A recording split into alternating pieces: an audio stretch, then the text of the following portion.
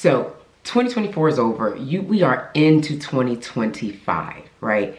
This gets to be your happiest and healthiest year yet, right? You have dealt with all the grief. 2024 was a year of craziness, right? It was like, what the heck is happening?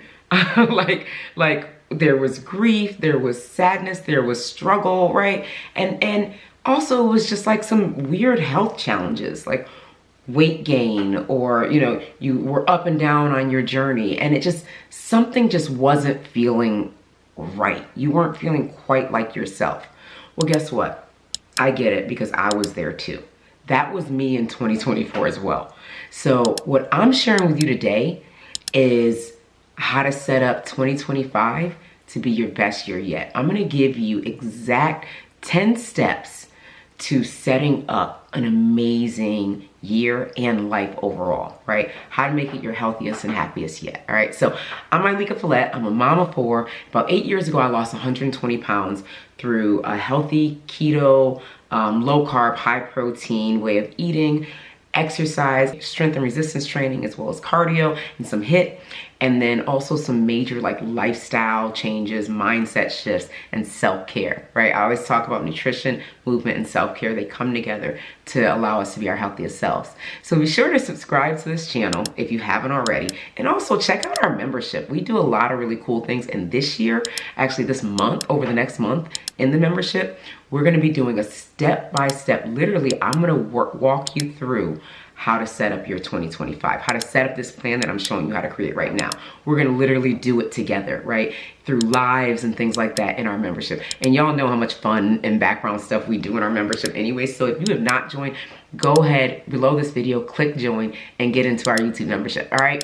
It's a lot of fun, and we're doing a lot of cool things. All right, anyway, so let's get into this video, all right? So for 2025, I'm gonna give you 10 steps, 10 things that you get to do so that your year gets set off right, and you get to do some things that you've been wanting to do for a long time. You get to feel better, have more energy, and have more peace of mind overall.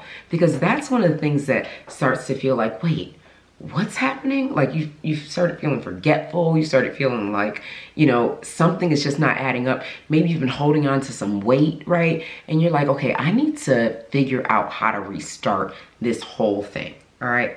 So let's go and get into it, all right? So step 1, select a detox or something you can do at the start of the year that's gonna set you off with releasing what was happening last year, and it's gonna help you open up and be free to allow in the amazingness of the coming year, right? It's gonna allow you to think about what you wanna do in 2025, start setting some intentions and things like that. But it's also gonna clear your mind and allow you to release some of the toxins in the body, right? So for me, I'm gonna be doing a 5-day water fast actually to start off my 2025. And so I'm gonna be, 5 days water and, some soups, broths, things like that. So I'm calling it a water fast, but it's really just a kind of a fast with soups, broths, liquid fast, and prayer, and going through some of the other steps along the way. And in the membership, we're gonna be taking folks through that as well to allow us to like really release last year and also to like just jumpstart things for this year. It's a great thing to do at the beginning of the year. I also like to do it in the spring as well, because it's like a new beginning and things like that. But it's a great thing to get started, just having a nice fast. I'm just doing 5 days. Some people do the Daniel fast. There's also a 40-day fast that others do. But just like, or a 40-day program, just select some sort of detox, right? Something that's gonna allow you to release. There's a parasite cleanse that some folks are doing that I've seen, master cleanse. I'm a big fan of that. I've done that for years. So select one and choose one though, right? Don't just go, oh, I'm gonna do this, I'm gonna do this. No, pick one.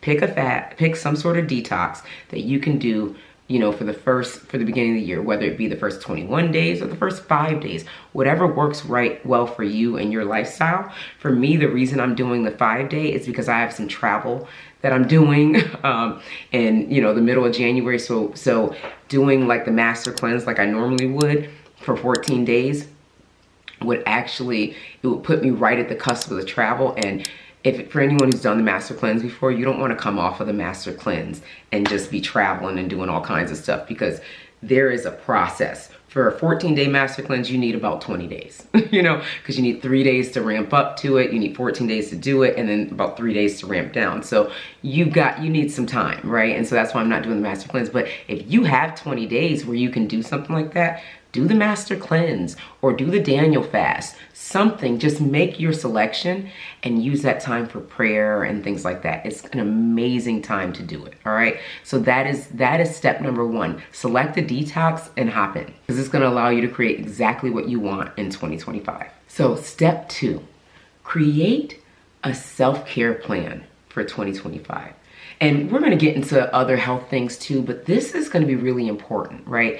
And when I say a self-care plan, I'm talking about something that you are going to reward yourself with monthly or weekly, right? So what does that look like?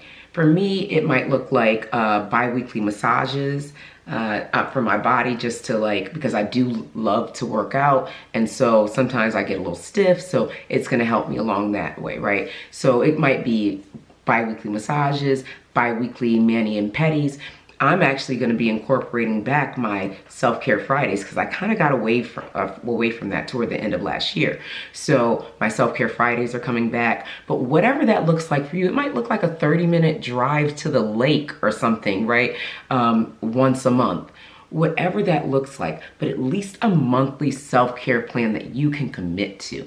Every month, you're taking a couple of hours, half a day, something to yourself. You could even intentionally set up your vacation days for it. If you still work a 9 to 5, you can set up your vacation days to where once a month you take a half a day. Maybe it's on the Friday or something. You take a half a day in the afternoon, or maybe it's on like a Tuesday, right? When nobody else is out, you know, and you take the half a day from 12 to 4 and you are off. Maybe it's a spa day, whatever it looks like for you, make that happen. Write it in your journal, write it in your planner, whatever you have, and commit to it. It's so important to decide to reward yourself with these things. And it also gives you peace of mind. It could be your monthly planning day or planning session where you go to the spa. We have this amazing spa that we go to here in the DMV area. So where you go to a spa and you go ahead and you bring your journal in and you just start journaling and maybe writing some goals or things you want to be intentional about for the next month. That could be what you do. But create that time. It's going to allow you to breathe throughout the year. I wish I'd done that this year. I normally do that. This past year, I normally do that, but I kind of gave up on it toward the end of last year, and it really affected me. So get that done. All right. So step 3, create a morning routine that you can stick to. All right. So we see people all the time on YouTube, Facebook, whatever, talking about their morning routine. And they're like, oh, I pray for 35 minutes and then I journal for the next 45. And then I sit down, I have my tea and I meditate, and they got all this stuff. And it sounds like a 2-hour morning routine, right? That usually doesn't work for the people who watch my channel, right? A lot of us are really, we got a lot going on. Okay, let's just not pretend, right? And not to say that those people don't. I'm sure they had things going on and they found a way to bring that time in. And maybe that's something to work up to.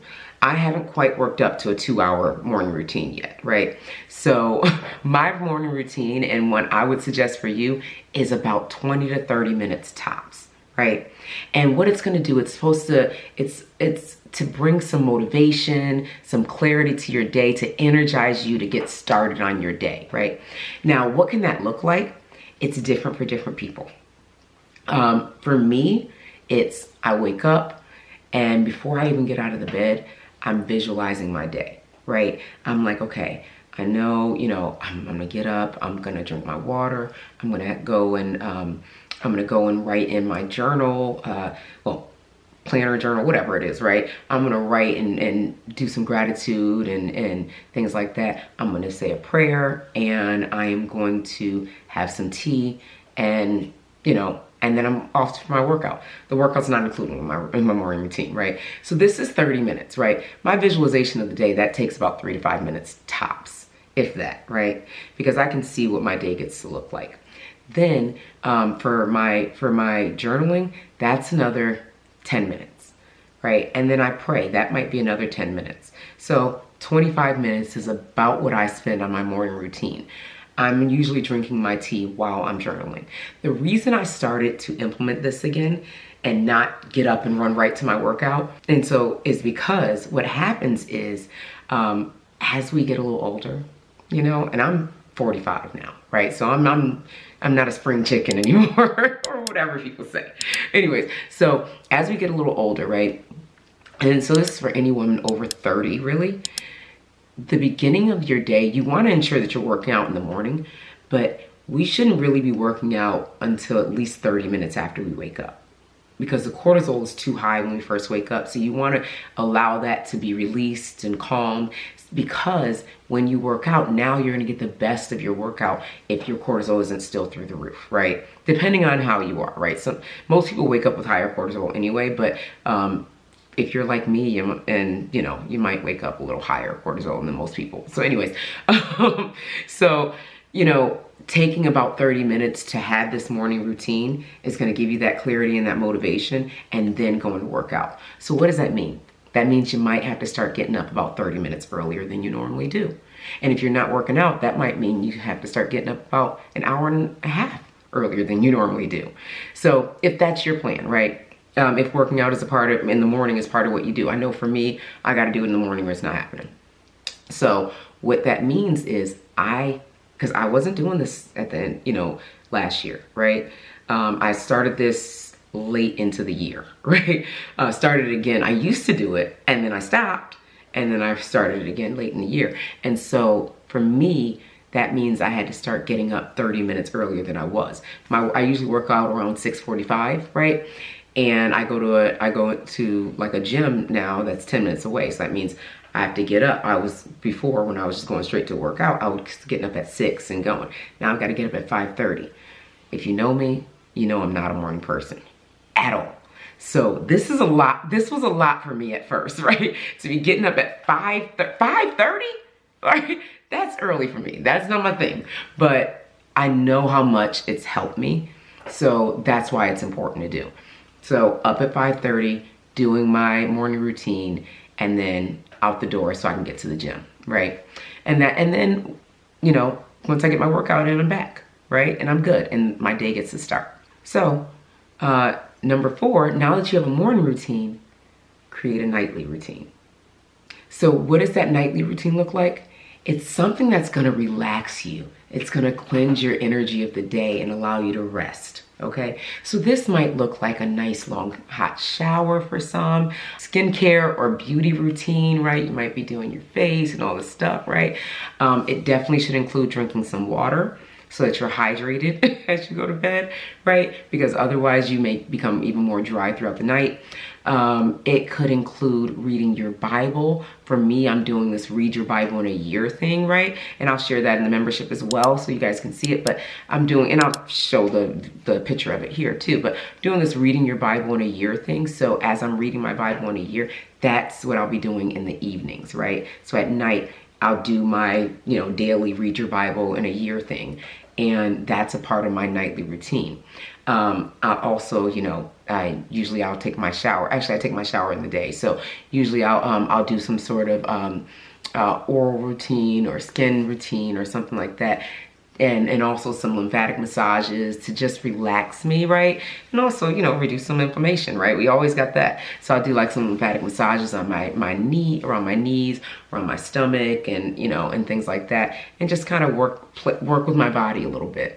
And then head off to bed. And so that's what my nightly routine looks like. And some meditation might be a part of it to help cleanse the energy. So decide what that looks like to you, but create one that you can stick to. Again, shouldn't be more than about 30 minutes, right? If you have a shower and stuff like that, it might be a little longer, 35 minutes, right? So something else is shorter, right? But it shouldn't be that long. It shouldn't be like where you've got a 2-hour nightly routine, because that's too much, right? So you want something that's gonna be roughly about 30 minutes, 35 minutes. Now, tip number 5, as we are getting into the health part of it. Well, it's all health, right? Because we've been talking about self-care, we've been talking about setting intention and things like that and cortisol levels. So now let's talk about eating, all right? So here's how we want to do 2025 when it comes to our health and when it comes to our nutrition, I should say. Decide what it's going to be. Whether it's going to be vegan, paleo, keto, low carb, high protein, I don't care, whatever, right? If it's going to be Weight Watchers, if it's going to be whatever it is for you, right? Decide what you're going to do and stick to it. That could even be just moderation, right? But create a plan. Decide what you're going to do for your eating and be consistent, stick to it. Make it something that will work for you. Make it something that you can do.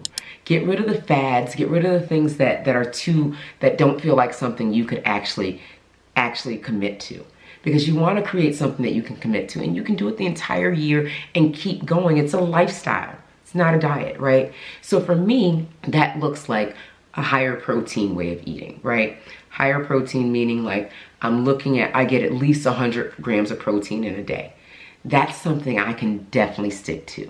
I'm not saying that I'm going to be cutting out all carbs or all sugars, or cutting out most sugars, I gotta say, because I don't really do sugar. I'll have some sugar on occasion, but it's very, very rare, right? Remember I told you all about the dark chocolate brownie that I have every so often? That's my sugar. But for the most part, it's cutting out, for me, it's cutting out refined sugars, I'll say, processed foods, things like that, and really sticking to a higher protein way of eating. But the main thing that I'm committed to is the higher protein, because you've heard me, if you haven't seen my video about, how to get 150 grams of protein in, or why it's important to eat high protein, go ahead and watch those videos. I've got what I eat in a day, a couple of those on how to get your high protein in. That's super important, right? So high protein is just, it's key, right? That for me, right? So I want to make sure that I'm doing that. And that's what I commit to, is getting my high protein in and continuing to work toward healing my gut. So there's a couple of things that I do at night. Actually, as a part of my nightly routine, I drink golden milk, right? It's almond milk. I make my own almond milk. You guys can watch that video. I make my own almond milk pretty much every day, because I got a family of 6, so we drink enough milk, right? If I make a gallon of almond milk, it's gone in 3 days. That's just it. Gallon is gone in 3 days. So I make my golden milk every night, and it's a part of like my gut health journey and things like that. I'll share that on another video as well, but that's a part of what I'm deciding to stick to and commit to for 2025, which is high protein and working on my gut health. And so doing those two together. So decide what that looks like for you. Are you going to do, like I said, paleo, vegan, keto, whatever it is that you're going to do, or just high protein, or just eating in moderation, whatever that looks like for you, or just getting rid of sugar. Like, commit to one thing, and stick to it. Something that is doable. Because then at the end of 2025, when I come on and I say, how did you do, right? Or when we're in our membership and we're like, okay, what's been happening this week? What's been happening? How you doing? That kind of thing. When we're talking about these things, you can say, you know what? I made a commitment to just getting rid of refined sugar, or no longer going to XYZ fast food place, right? So whatever that commitment is for you, and I stuck to it. That is golden. That is such an accomplishment, to say I made this commitment in January and it's now December 31st and I stuck to it, right? Imagine how that feels and how that looks. So that's what you get to do, right? So write that down, decide what that commitment's gonna be for you. So number 6, make my hand 6, right? Number 6. All right, so number 6, step 6 is commit to and create a workout routine, a movement routine. Right? And again, this is just like nutrition, where you make it relatively general, right? Decide on something. And so you can say, like, I'm committed to working out 3 days a week. Now, what that looks like, you don't have to necessarily commit to yet. That may be modified throughout the year. Commit to what it's going to look like for the next 3 months, though, right? Because that's golden. Then you get to keep progressing from there. But it could be something as easy as, like, the main commitment is working out 3 days a week. You don't have to say, okay, it's going to be 1 day of upper body, 1 day of lower body resistance, and 1 day of total body. And then I'm going to, do cardio on those 3 days. Like, you don't have to go that deep into it. But when you're writing down your steps on what to do for 2025 to create your healthiest lifestyle, just decide to commit, right? Like 3 days. And then as you go deeper into it in your next 90 days, you can say, okay, these 3 days is going to be 1 day walking, 1 day, on the rowing machine. I got this really cool rowing machine I'm sharing with you guys. So on this 1 day on the rowing machine and 1 day on, doing the elliptical, or whatever that looks like for you, right? So you can decide that, or it might be 1 day on the rowing machine, 1 day doing upper body, and 1 day doing lower body using the kettlebell, right? Whatever it looks like for you, right? Just commit. Just commit to the 3 days right now, because it's going to feel like a huge sense of accomplishment, and you're going to feel better, have more energy, and frankly, look better at the end of the year when you look back and you say, wow, in January, I committed to 3 days a week of working out. It is December, and I've literally worked out 3 days a week this entire year. That's incredible. And the 3 days, sometimes it may be Monday, Wednesday, Friday. Sometimes it may be Monday, Tuesday, Wednesday, because you're going out of town on Thursday. Like, just decide and then commit to it and do it. We got this, right? And then on top of that, you want to make it sure it's something that you can do, okay? And so for some people, that might just be 2 days a week for now, right? And then the extra day will be a bonus. For some, it may be 5 days a week, right? And just be like, okay, this is because I already do 3 days and I wanna step it up. Or I already do 4 days, I wanna step it up. I'm gonna go 5 days this year, right? But whatever that looks like for you, stick to it. Make sure you can be consistent in it and commit to it, all right? So that was step 6. Now, step 7 is, we've talked about health. We've talked about kind of some lifestyle stuff. Number 7 is about business and career, right?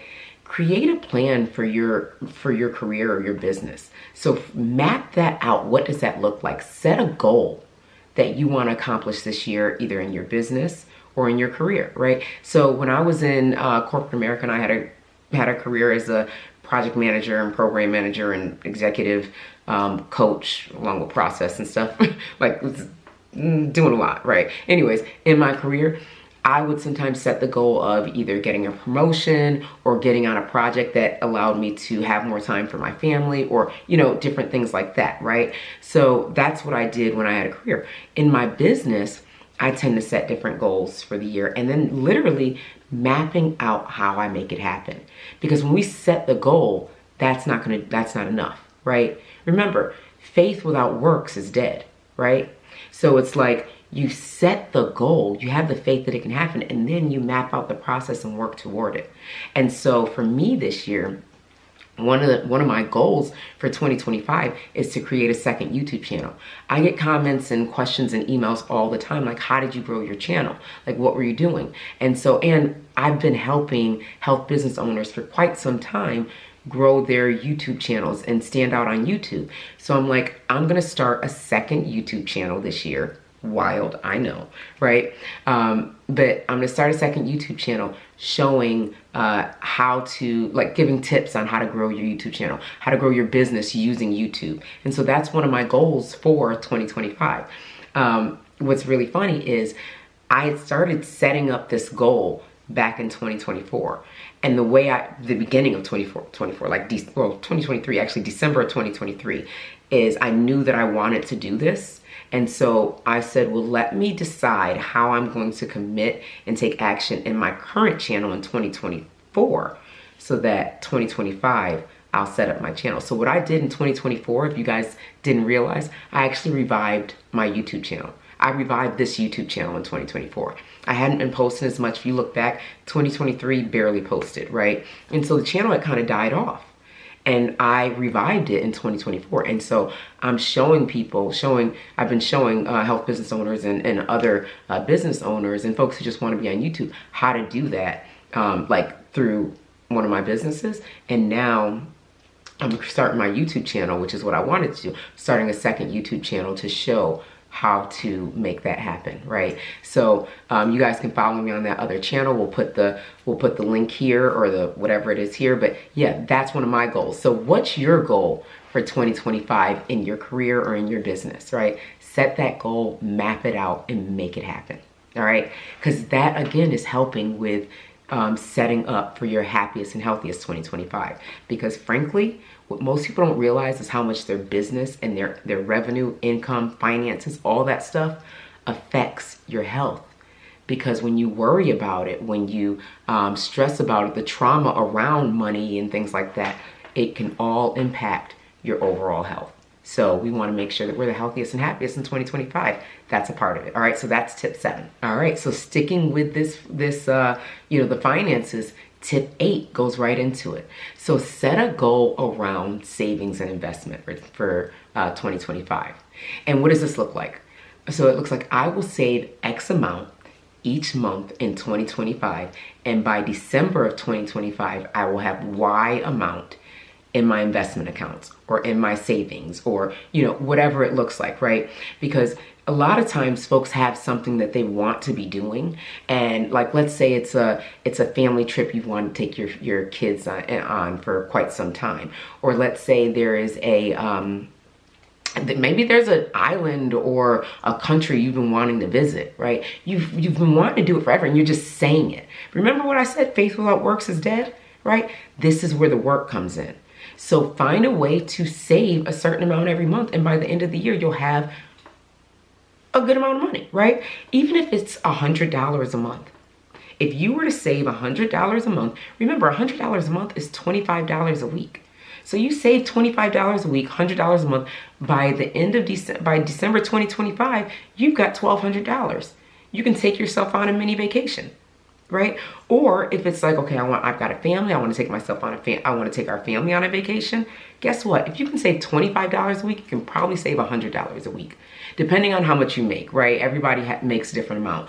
But if we look at, and I've done this in my own life, looked at the frivolous things that I spend on, right? How often Amazon comes to my house dropping off packages, how often we are, I was at Starbucks or whatever, getting a pumpkin spice or a chai latte or whatever, right? How often I was going out to dinner, or paying for Instacart, right? All these things to, ease, frankly, just made it easier for me, right? Because I don't feel like going, I don't have time in my mind, right? We're like, we don't have time to go grocery shopping, so let me Instacart. I don't have time to go get food, so let me DoorDash.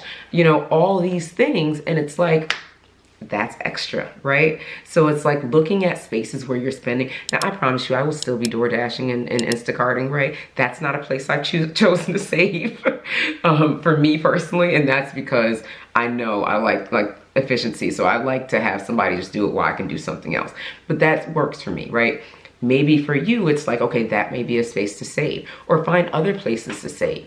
And then look at how you can save maybe that $100 a week. So you have $400 a month that you're putting into savings every month. And then by the end of the year, you've got $4,800.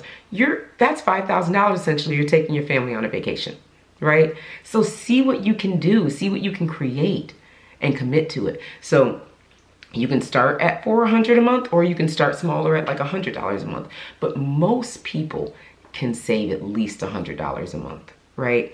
Find it. Look where you are, right? Look where you are, what you're spending on that you don't have to be spending on, and decide to commit to put that into your savings.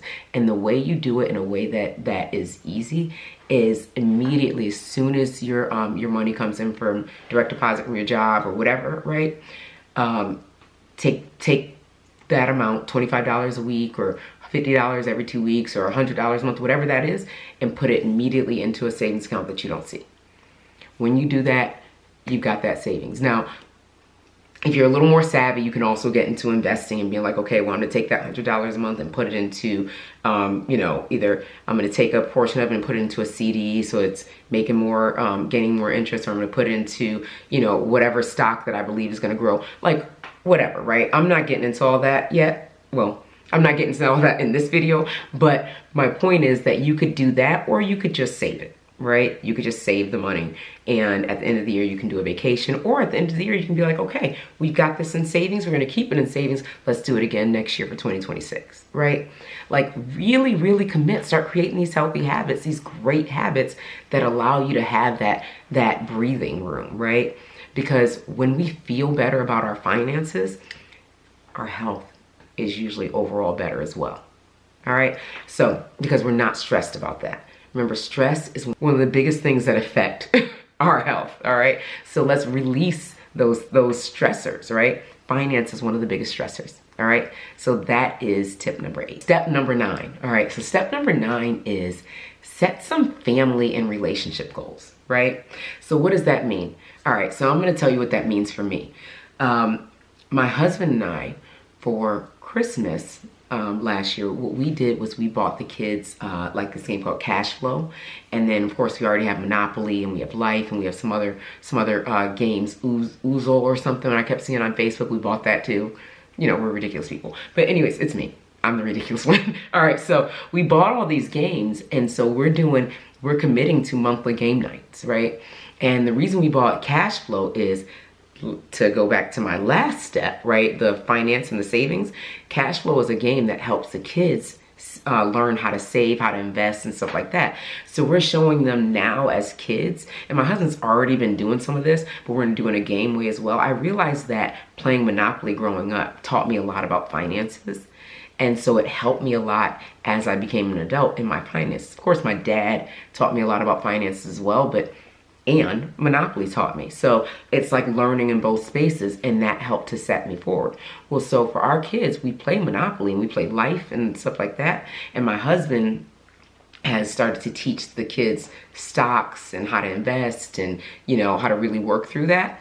And so that, in addition to this new game that we'll play monthly, we're teaching them, allowing them to be more savvy when it comes to their finances, so that that's not a stressor for them, so that they're able to feel confident in their financial aptitude and in their financial health growing up. And so to help them be, you know, healthy overall, because now I'm sure they'll have stress. We all have stress, right? But finance won't be one of them, right? It doesn't get to be one of them, right? So that's what we're looking to do. And you know, I mean, that's what we're hoping to put help our kids do, to set them up for success. So we're doing that.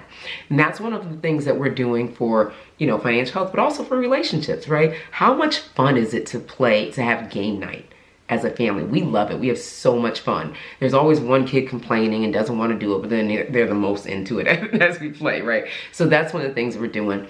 On top of that, we're also doing like family cook night and things like that, just time together as a family. Because I realized we were doing a lot of this during COVID because everything was shut down. But then when the world opened up again, like we all started kind of moving and the kids were in activities and all these things. And family game night dwindled, like became less and less throughout the last year or so, right? And so we want to bring some of that back. So this year we're committing to family game night, family cooking night, where everybody comes in, we're cooking something together, everybody's making a dish, right? And we're also, my husband and I are committed to more and more date nights. Like we do date night every so often, but it's never been something where it's like every month we want to make sure we do date night. You know, it's always like, oh, hey, let's do a date. Okay, let's go. You know, so it's never been overly like committed.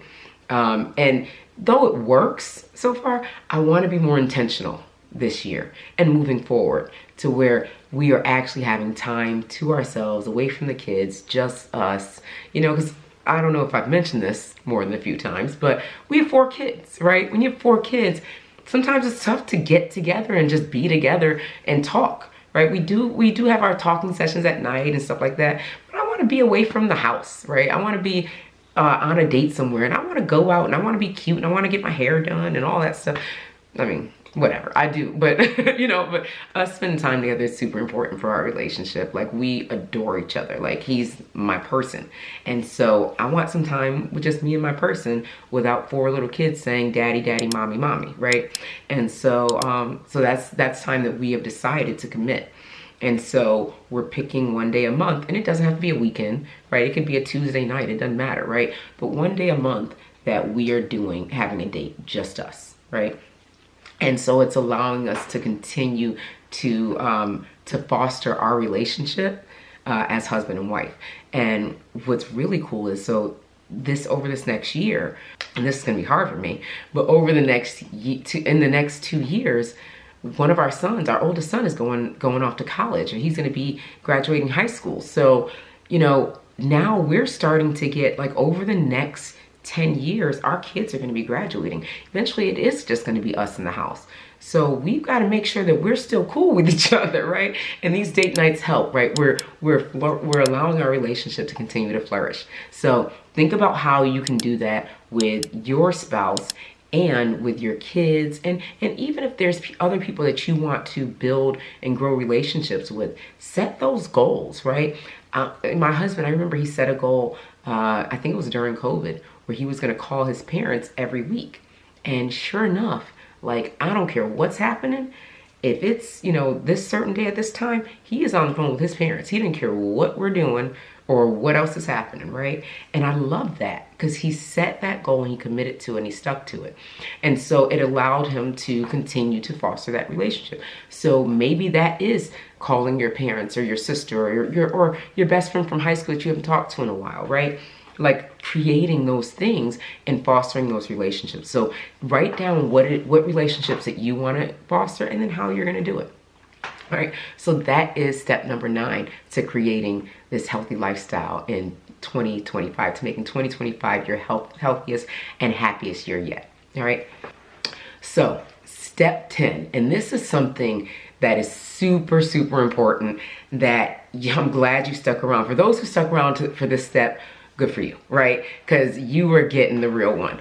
Now, step 10 is also, for those who stuck around, thank you. Right? Thank you for sticking around. Like, this is important. I'm glad and I hope you have your, like, notebook and your pen and paper and are writing this stuff out. Step 10.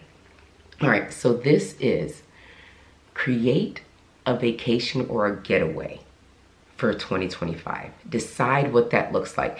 If it's just you or you and your husband, then create that. If you have a whole family, like you have a bunch of kids like me and married and all that stuff, create a vacation for y'all, right? So I'll tell you exactly what we do. So every other year, right, we do a big family trip.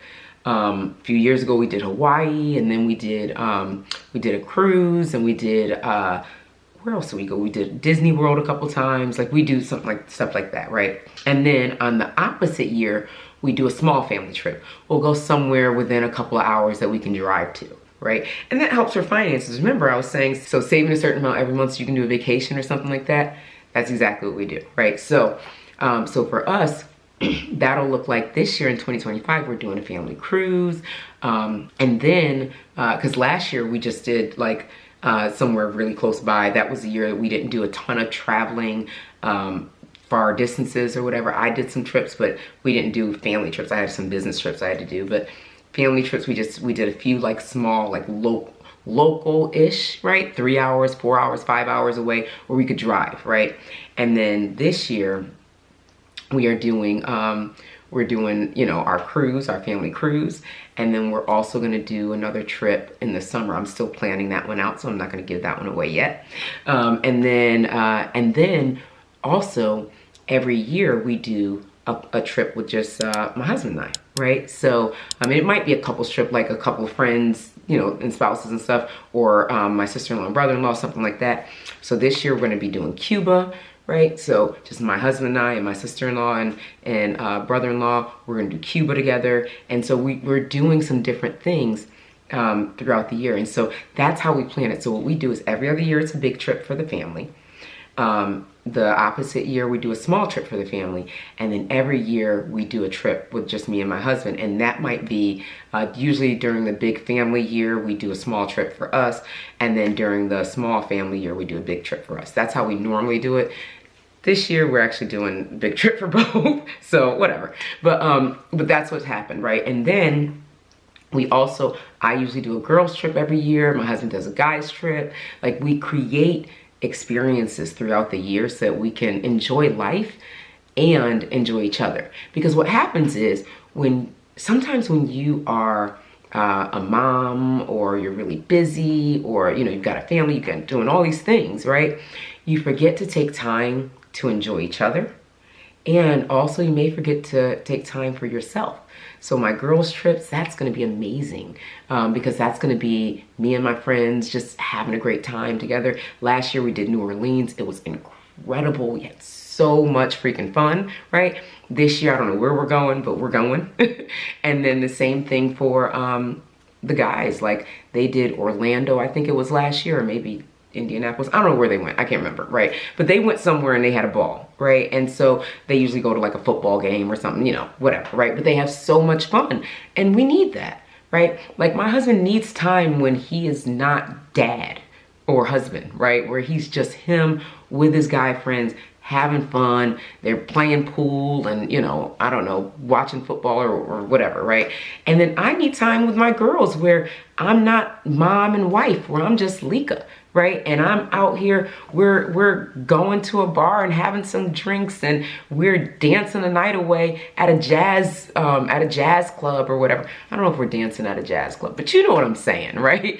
Or we're making charcuterie boards and laughing and talking a bunch of mess. Like we need those times. And so that's what we got to create. That's what we get to create. And so think about what that gets to be for you, right? Do it based on your budget. Like don't look at what I'm doing and being like, oh, well, I got to do that. Got to have a girl's trip, and he has to have a guy's trip, and I got to do a family trip, and I got to do a couple's trip. Like figure out what works for you. You can also do it at different levels, right? So like I remember a few years ago, our couple's trip was, it was like, I think it was like maybe an hour away at a hotel. My girls' weekend, my girls' trip was my friends who all lived in like around here, and we went to a hotel literally in the same city, in my city, right? So the hotel was 10 minutes from my house. But we went to a hotel, and we, got in the jacuzzi, and I think we got massages. We had a good time, and it wasn't that expensive, right? Pretty low cost. So think about what that looks like for you and make it happen, all right? So those are the 10 steps to creating the happiest and healthiest year of your life in 2025 and beyond, right? Because once you create in 2025, you get to do it in 2026 and 2027 and onward and upwards, right?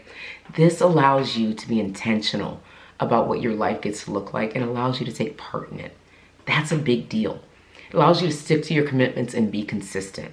Like this is what I'm doing, and I would love to take you with me on this journey. I'll be sharing it here on YouTube. So if you haven't subscribed, go ahead and subscribe. And I'll be sharing even more detail in our membership because, we do a lot of behind the scenes and a lot of extra stuff in there. And I'm also able to give like meal plans and things like that in there because, it's right there, right? And it's a little more intimate and close. So if you want to join the membership and you feel like it's something that would be cool for you, go ahead. I mean, what is it, like $10 a month or something? Like it's not really expensive, right? So hop on in there too.